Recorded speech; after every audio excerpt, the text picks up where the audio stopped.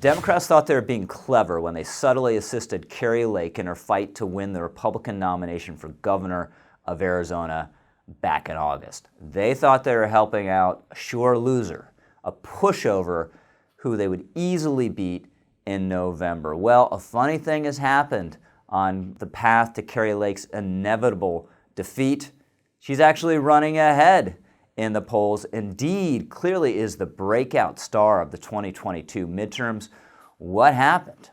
Well, at the inception, it did seem like a pretty bad idea to nominate Kari Lake. She has no political experience. She's a stop-the-steal diehard, running not in a deep red state anymore, but in what's a closely contested state, Arizona. I certainly didn't give her much of a chance, but turns out she has some formidable advantages. Most importantly, she was on TV in Arizona for 20 years, a local anchor in Phoenix. So she had this built-in name recognition, this built-in reservoir of credibility, and they have stood her in good stead. The fact is, Kari Lake loves the camera and the microphone, and they love her back. She has communication skills that an army of political consultants couldn't impart to some other candidate. She basically has more than 20 years of media training, and it shows. On top of this, she has gone out of her way to clap back at the media.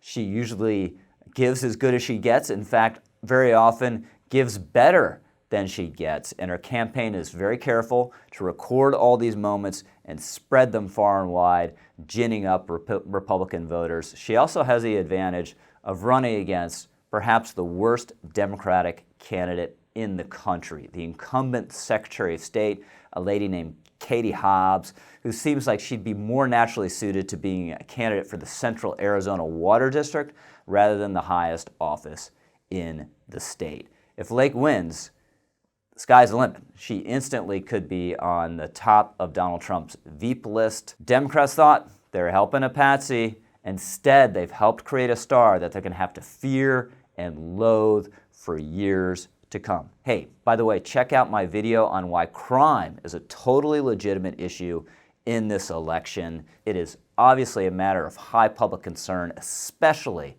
in the most vulnerable communities in the country.